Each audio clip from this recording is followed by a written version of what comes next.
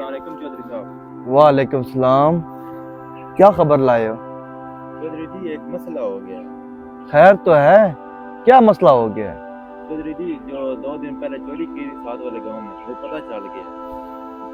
वहाँ का वडेरा सारी चोरियां हमारे साथ डाल रहा है और वो बदला लेने की तैयारी कर रहा है। चोरियों वाली तो बात तो ठीक है, लेकिन बदले का कुछ करना पड़ेगा।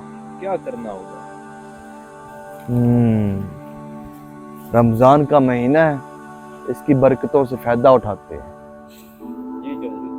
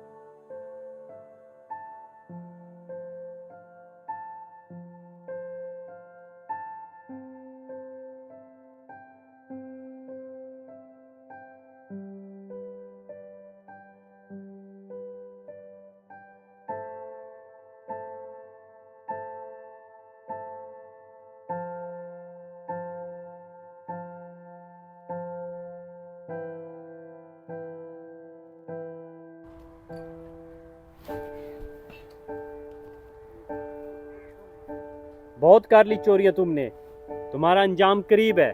सबको पता है तुम्हारे काले करतूतों का। तुम्हारी ये हिम्मत कि हमारे चौधरी को धमकियां देने आए हो? तुम्हें अपने चौधरी के करतूतों का नहीं पता। क्या बात कर रहे हो? इन जैसा नेक दिल इंसान आपको कहीं नहीं मिलेगा। पकड़ दो इसे।